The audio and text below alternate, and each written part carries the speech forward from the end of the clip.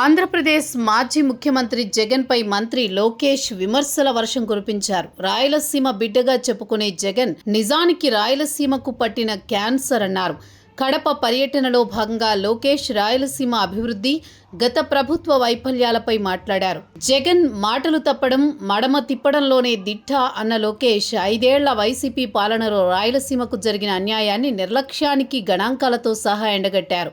జగన్ హయాంలో సీమ ప్రాంత ప్రయోజనాలను పూర్తిగా విస్మరించారని విమర్శించారు.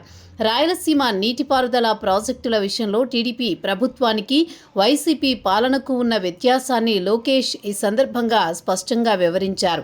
గతంలో అంటే 2014-19 కాలంలో తెలుగుదేశం పార్టీ అధికారంలో ఉన్నప్పుడు రాయలసీమ సాగునీరు, తాగునీటి ప్రాజెక్టుల కోసం ఏకంగా 11,000 కోట్లు ఖర్చు చేసిందని ఆయన గుర్తు చేశారు. అయితే సీమ బిడ్డనని గొప్పలు చెప్పుకునే జగన్ తాను సీఎంగా ఉన్న 5 ఏళ్లలో ముఖ్యమంత్రి కాలంలో కేవలం 2,700 కోట్లు మాత్రమే కేటాయించి ప్రాంతాన్ని పూర్తిగా ఎడారిగా మార్చేందుకు ప్రయత్నించారని విమర్శించారు.